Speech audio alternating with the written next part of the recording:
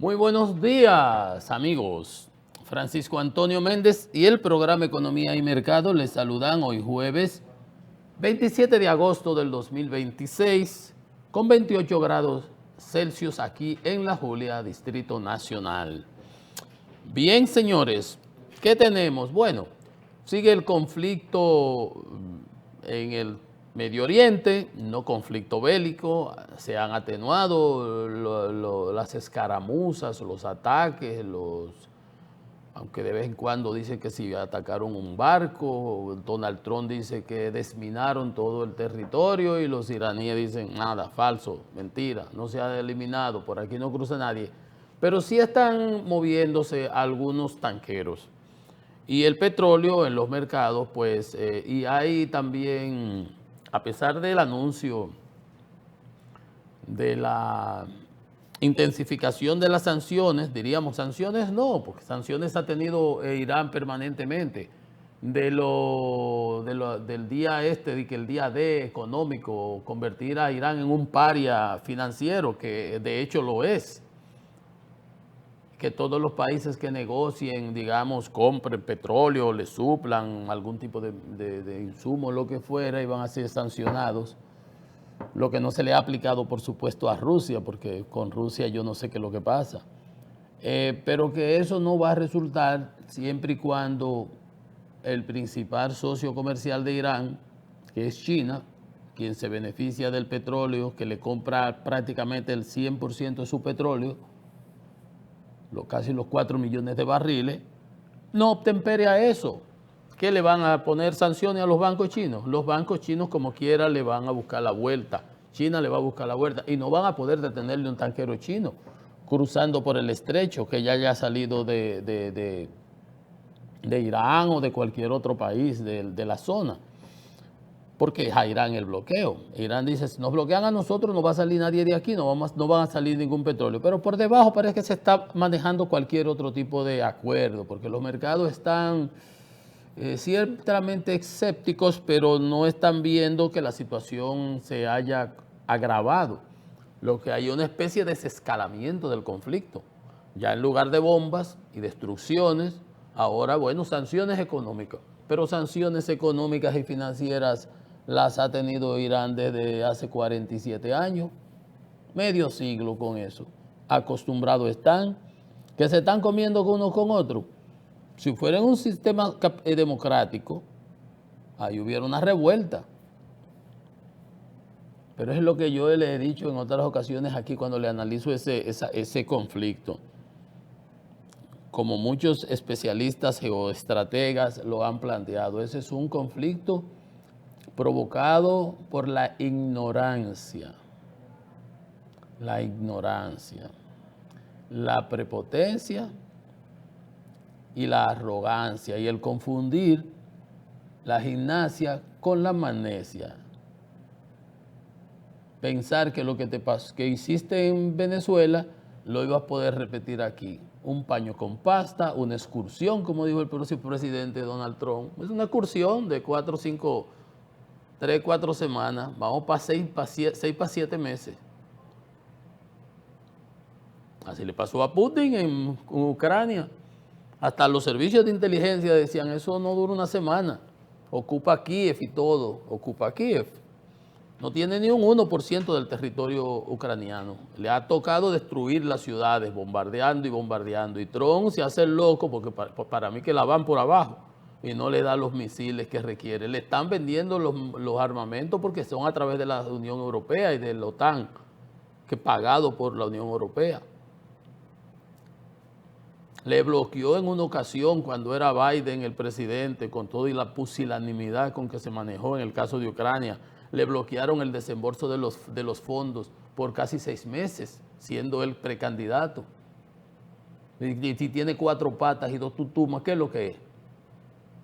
Cuando Ucrania atacó Kursk, un territorio en la frontera de Rusia, e intervino, ocupó y fue, y lo tuvo un terreno amplio para, que se hablaba de que era como un mecanismo de negociación o para hacer que las tropas que estaban en unas zonas tuvieron que disminuir e ir a cerrar esa brecha, con lo cual en una guerra es estratégico y se usa, ¿qué hizo Trump?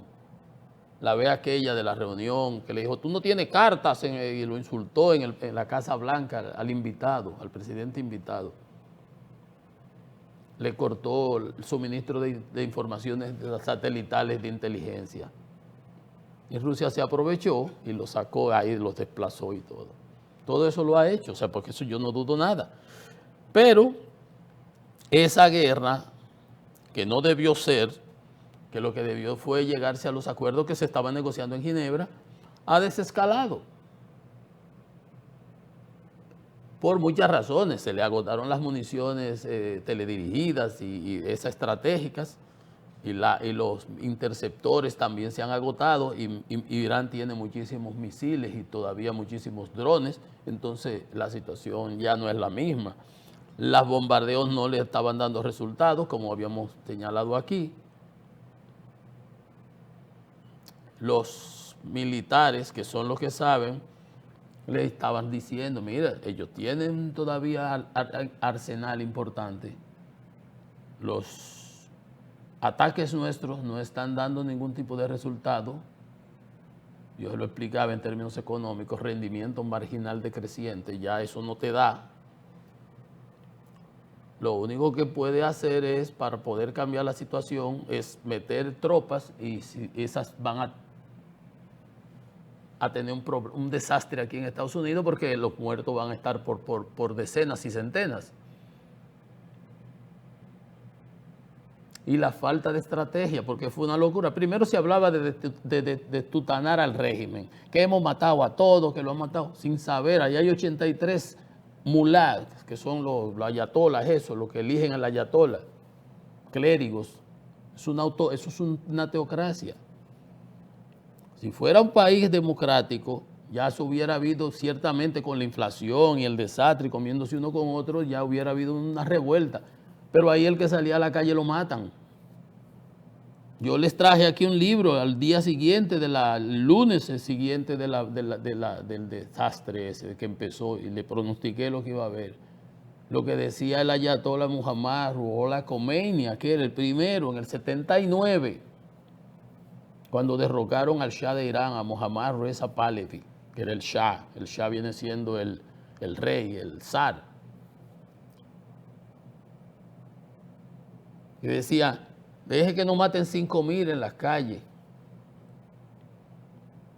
Dejen que no maten 10.000 en las calles. Y eso era muerto y muerto.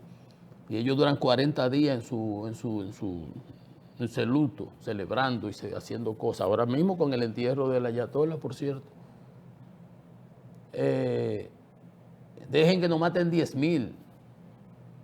Dejen que no maten 15.000. Y era muerto por un tubo. Dejen que nos maten 20.000, que le vamos a demostrar que la sangre pesa más que la espada. Yo le traje ese libro aquí, le leí la cita. Lo primero que tú tienes que hacer, lo dice Sun Tzu, es conocer a tu enemigo. Y conocer sus debilidades, o hacer un SWOT, como se dice, fortaleza, oportunidades, amenazas y debilidades. Conocer a tu enemigo, cuáles son sus debilidades, cuáles son sus fortalezas. Ese estrecho de Hormuz, infranqueable, ya tú tenías que haberlo sabido lo que iba a pasar.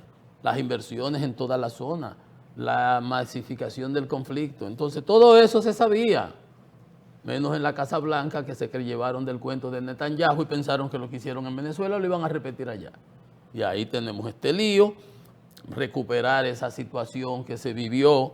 Recuérdense que les he dicho en otras ocasiones que ese crudo que está a 82, 80 dólares ahora mismo, que ha bajado 82 ahora mismo en tiempo real, ayer cerró en 82,23, sigue así. Pero llegó hasta 90 y pico y no se metió en 120, 150, porque China ha estado usando sus reservas estratégicas,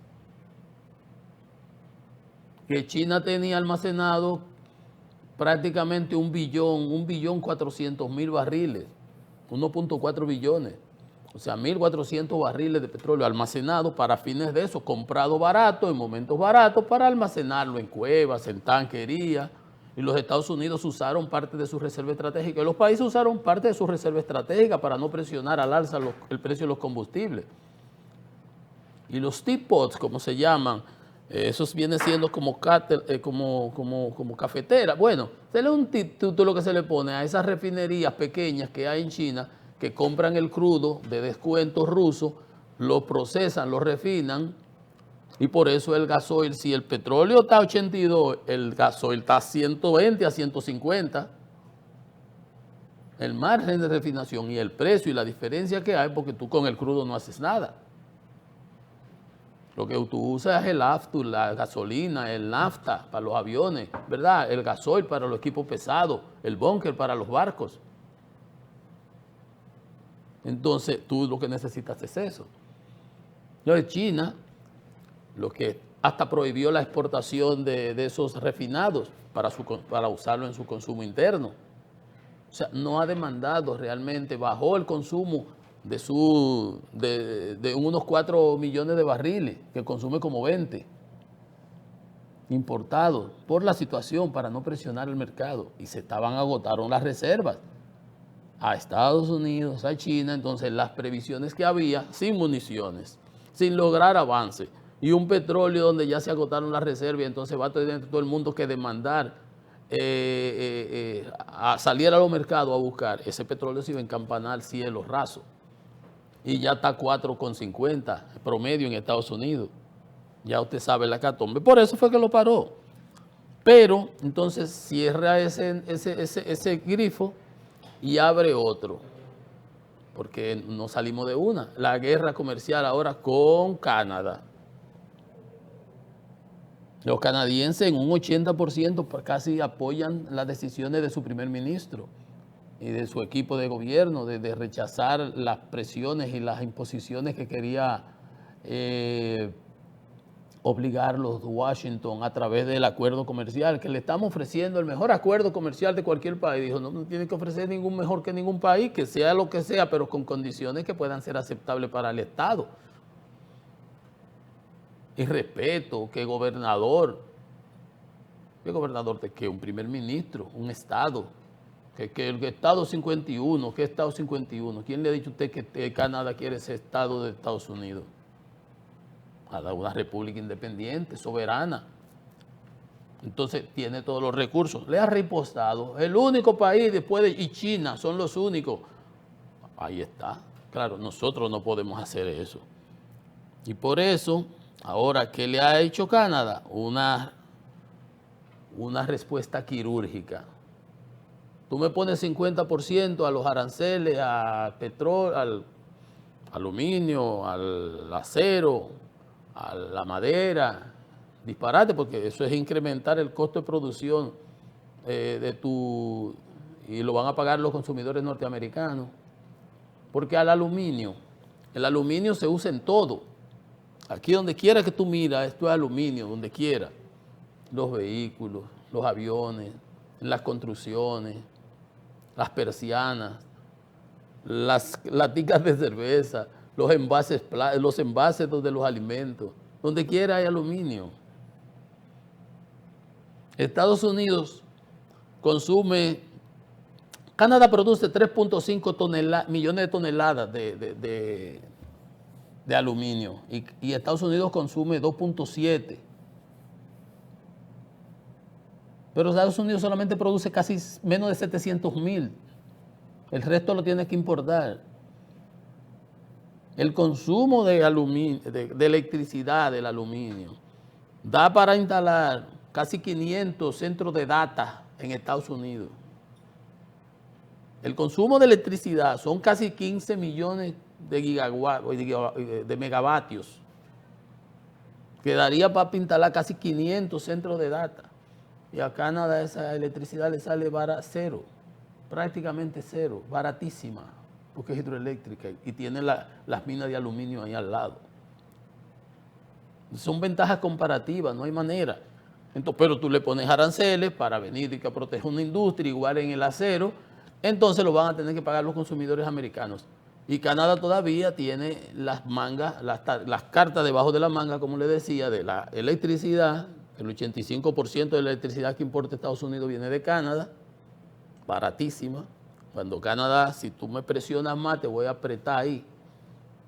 Te voy a meter un 25%, como le hizo Ontario los otros días, el gobernador de Ontario, a la electricidad que va al estado de Nueva York y a New England. Canadá tiene que el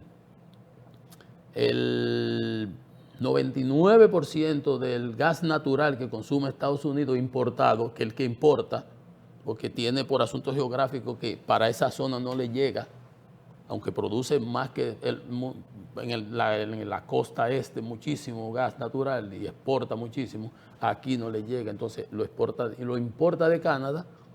Canadá le pone un costo ahí, un arancel, un recargo, lo que sea, y lo va a afectar a todos los que consumen ese gas en el Midwest de los Estados Unidos. Y el 60% del fuel que importa, del combustible, de los hidrocarburos que importa a Estados Unidos, viene de Canadá, que no puede dejar de importarlo. Siendo el mayor productor de petróleo, Estados Unidos produce 12, exporta unos 12 millones de barriles, pero consume 20. Y ese 4 o 5 millones de barriles por día que necesitan esas refinerías del Midwest, de esa zona que hace frontera con Canadá, en los Grandes Lagos, etcétera, Michigan y todo eso, dependen de ese petróleo. Entonces es una situación que Canadá puede pulsear. Muchos hablan de quién va a ganar, quién no. Ahí no va a ganar nadie, todo el mundo va a perder al final del día porque se pudo un acuerdo comercial para ganar. Pero bueno, Estados Unidos decidió, le quiere imponer esos avasallamientos. Canadá dice, nosotros no somos unos lacayos, nosotros somos vasallos, nosotros ni queremos Estado 51, ni somos un país independiente y tiene que respetárselo. Y no vamos a aceptar esas imposiciones culturales, económicas, que tienen que pedirle permiso para poder negociar con otros países y un sinnúmero de cosas que eran inaceptables.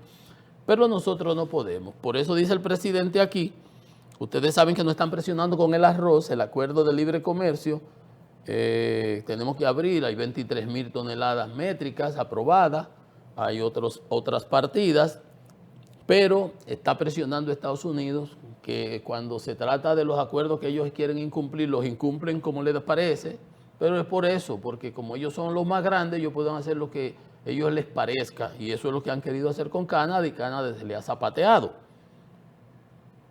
Nosotros no podemos. Entonces dice el presidente que estamos buscando un acuerdo de aranceles recíprocos con Estados Unidos, dice el presidente Abinader, que el gobierno trabaja para negociar en el menor tiempo posible un acuerdo recíproco de tarifas con Estados Unidos. El argumento cuando Estados Unidos estableció aquellas tarifas que tuvo que tirarlas para atrás porque el mercado de bonos se le disparó, no fue porque que ellos son, al contrario, son unos predadores imperiales, quieren coger ahora de que el hemisferio sur de ellos es la doctrina Donald Ron, de Monroe anterior, el patio americano, nosotros somos el patio trasero. Es la realidad, tenemos que comprender y entender eso. Nuestras remesas provienen el 80% de allá, nuestras exportaciones fundamentalmente van allá, el turismo viene de allá, eso está correcto. Y nos tenemos que, pero que el argumento aquel era que Estados Unidos le iba a poner impuestos a los países con que tuviera déficit comercial. Resulta que nosotros no tenemos, Estados Unidos no tiene déficit comercial con nosotros, nos vende más a nosotros que lo que nosotros le vendemos a ellos. Ayer veíamos 5,000 millones de dólares más, de esos casi 20,000 millones de relaciones bilaterales, tú me vendes, yo te vendo. Ellos no venden 5,000 millones de dólares más. O sea, no había ninguna razón para encaquetarnos ese 10% anterior. No había ninguna razón. Como no había ninguna razón para ponerle el 15% y el 20% y el 25% que le pusieron a Canadá aquella vez, y que el fentanilo. Dice, pero no, pero si aquí viene de ustedes, si aquí no llega la droga de por allá, de la frontera con ustedes. Una cosa es México, por ejemplo, diferente, claro, que por ejemplo Canadá, que eran argumentos simplemente justificativos para una política de buscar un dinero que después la Corte Suprema le dijo, eso es ilegal, usted no tiene derecho a establecer esos impuestos, que al final lo pague el consumidor americano. Pero en este caso nos pusieron el 10% a nosotros, sin ninguna razón, porque las justificaciones no aplicaban para nosotros, pero no aplicaban para Brasil tampoco, y le metieron hasta 50% por aquel caso de Bolsonaro. O sea, que son puras excusas. Desde imponer la ley de la selva. La ley de la selva. El más grande se come al más chiquito.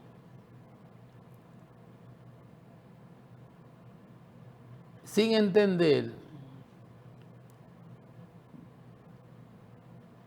que hay un criterio en economía, el valor agregado, por ejemplo. Y le voy a poner un simple, yo lo he hecho un ejemplo aquí simple a veces. Por ejemplo, nosotros producimos cacao, excelente. Y vamos a decir que una tonelada de cacao cuesta $10,000. Para decir un número, un kilogramo, yo no sé lo que cueste, $10,000. Entonces nosotros se lo vendemos a Suiza, ¿verdad? Entonces Suiza lo procesa, lo elabora y produce esos chocolates que nos encantan. Con esa tonelada de cacao, que costó $10,000, Suiza produce $100,000. Con ese valor agregado que le añadió, esa elaboración y esos chocolates exquisitos, y esa presentación y esa envoltura, y la caja, y la decoración, y el sabor, y la textura, ¿y qué más le puedo decir? Todo. Pero resulta que $10,000 y allá $100,000. El valor agregado que tiene eso que le porta no tiene precio. Entonces, los servicios, todo ese tipo de cosas. Entonces, Estados Unidos, aparte de que tiene esos déficits, que no tienen ningún déficit, necesita que nosotros le compremos esas cosas para ellos tener esos 5,000, que aún así nos vende. Entonces agarra y nos pone, nosotros necesitamos vender esos $10,000 para poder comprar, aunque sea partecita de esos chocolates que venden los suizos.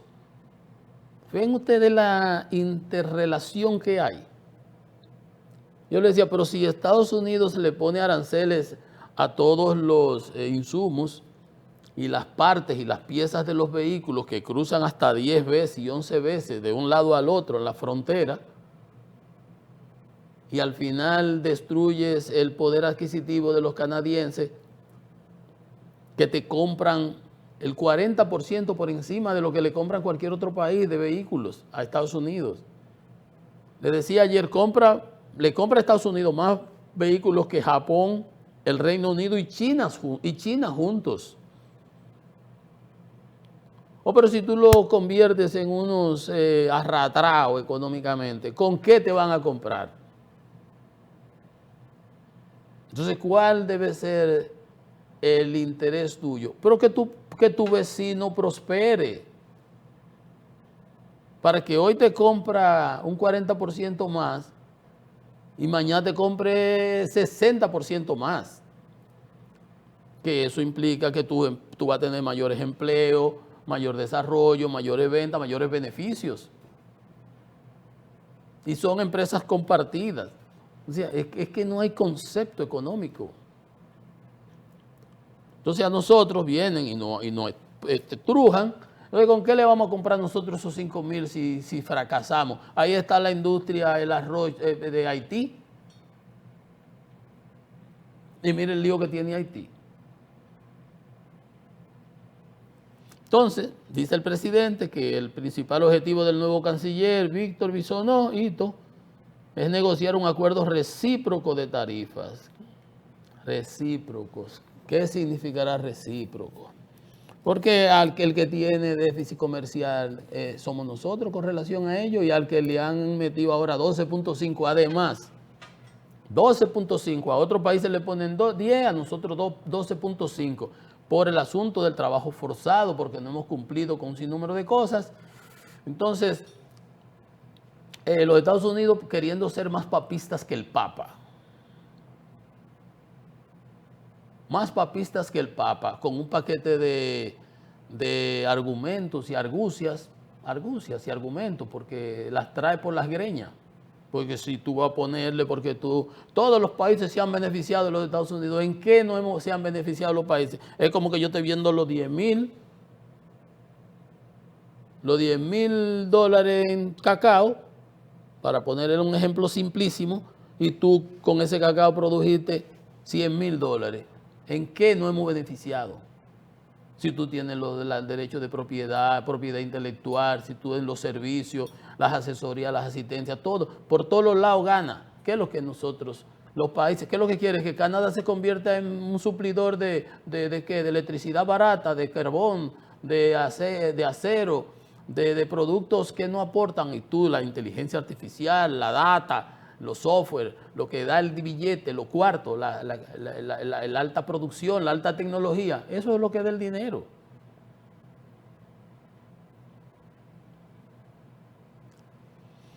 Pero ni siquiera eso se entiende. Entonces, paisitos como a nosotros, mira cómo nos estrujan. Ahora tenemos un acuerdo recíproco. Ojalá al menos que nos cambien ese 10% o el 12.5 nos lo ajusten al 10 para que los otros países también de la zona, que no debiéramos estar pagando nada. No debiéramos estar pagando nada porque teníamos un acuerdo de libre comercio. Al Estados Unidos lo que le conviene es que nosotros produzcamos, nos hagamos más ricos para que no nos mudemos para allá, para que compremos sus productos elaborados con muchísimo valor agregado y de alta calidad. Y lo que allá les salga más costoso, que vengan y los hagan aquí y se lo venden ellos mismos allá, y eso se llama el nearshoring, el friendship. Pero eso será cuando haya conciencia en los Estados Unidos de lo que la economía. Ven, pero tienen su estilo. Y ayer yo les decía, sin ninguna intención, porque no era el objetivo, pero ya había habido el rifirrafe entre el Departamento de Estado y la Embajada Norteamericana aquí, que había hecho la advertencia del uso de tecnología china por asuntos de espionaje y eso, y la licitación, que se ve que quedó muy bien y compitieron todos los interesados, que hizo Indotel. Y la explicación que fue adjudicada a una compañía vietnamita de telecomunicaciones. Y después, ante esas declaraciones, y el embajador chino que dijo que eran declaraciones infundadas, que eso era una acusación, que yo cuánto, todo, le respondió que nada de eso era cierto. Bien, Guido Gómez, el director del Indotel, se refirió al tema y dijo, bueno, Estados Unidos tiene inversiones en Vietnam. Nosotros descartamos que esas declaraciones hayan tenido que ver con esta licitación que nosotros hemos hecho aquí, con lo de Vietel. Yo decía, ya me suena extraño porque, por un lado,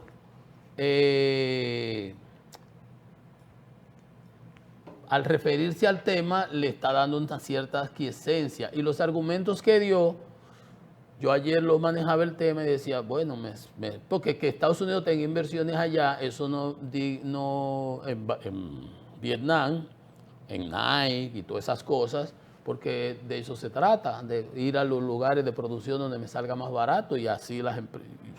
Eso no tiene que ver. El problema es que Vietel pertenece al Ministerio de Defensa, es una empresa del Estado vietnamita. Y por más que el Estado vietnamita esté tirando para Occidente y para capitalista, pudiéramos decir que China también, pero no deja de ser un Estado con sus ribetes socialistas y su socialismo y con un control que no es democrático. Entonces, hoy traen un reporte, la prensa, dice, Vietel entra en República Dominicana con vínculos con Huawei, que es de las empresas ZTE, todas esas empresas chinas que desglosaba Estados Unidos, prohibía y alertaba de su uso. Entonces, fíjense ustedes cómo justamente Aunque aquí las empresas del sistema también, claro, Altiz, usan tecnología china. Pero a mí me parece que no fue casual nada de esto, porque hasta los tiempos se da una cosa cerca a la otra. Aunque el video lo trata de desvincular, a mí no me parece que sea tan sencillo. Y el hecho de que Vietel sea de Vietnam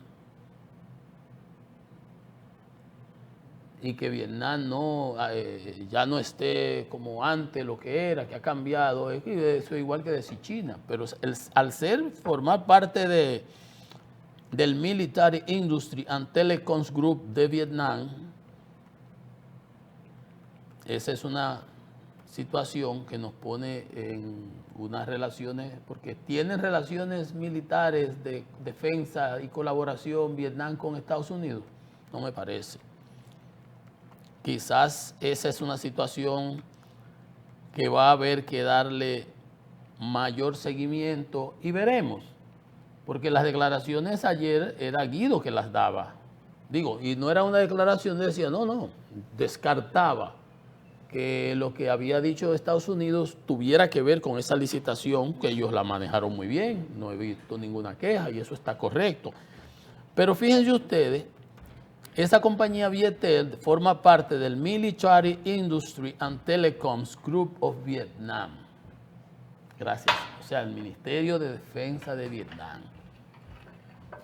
Vietnam y China pueden decir que no tienen ninguna relaciones, pero eso debe ser los norteamericanos que tengan que, ¿verdad?, opinar al respecto. Yo aquí no puedo saberlo, pero ya el hecho de que sea una empresa del Ministerio de Defensa de Vietnam es complicado porque no es una empresa, digamos, pública como Telecom, que yo cuánto. Bueno, Vietel y Huawei firmaron un acuerdo en el 25 para la tecnología 5G y aquí ya se habla de que el 64% de la información se maneja con esas tecnologías chinas, lo dijo el propio Guido. Entonces, fíjense ustedes, yo siempre digo, a mí me hizo como que me hizo esquina la situación y yo soy bastante perspicaz con esto. Miren lo que acaba de ocurrir en Estados Unidos ayer. El Departamento de Justicia descomisó ayer los dominios de 2 plataformas de hackeo patrocinadas por China, utilizadas para atacar infraestructura crítica de Estados Unidos, de la NASA, de la Reserva Federal, del Senado, etcétera, etcétera. El Departamento de Justicia y el FBI, en un comunicado, señalaron que las plataformas QScan y QT Router, operadas por el grupo QTFY, permitían infectar miles de dispositivos conectados a la red de Internet. QTFY está vinculado a la empresa china Nanjing Huawei Network Technology Company y ofrecía servicios de hackeo a clientes que incluían el Ministerio de Seguridad del Estado y el Ejército Popular de Liberación de China. ¿Ven ustedes el parecido y la similitud de Vietel y el Ministerio y la corporación? ¿Qué leí ahorita? Pero se me olvidó, ¿cómo fue que leí? MB, la corporación Vietel forma parte del Military Industry and Telecoms Group of Vietnam. ¿Ven ustedes?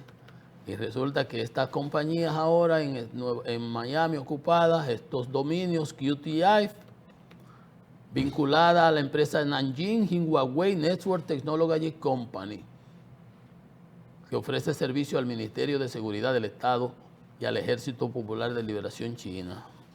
Por eso yo le decía ayer que a mí eso no sé, esperemos a ver si porque como están tan chivos los norteamericanos con relación a eso y sus políticas y sus cosas, y ayer como se están preparando sanciones, como les dije ayer, a mí me daba que eso iba a tener mayores repercusiones. Ojalá y no, ojalá y todo esté bien, pero miren ustedes cómo las cosas pican y se extienden. Una pausa, que estamos en Economía y Mercado.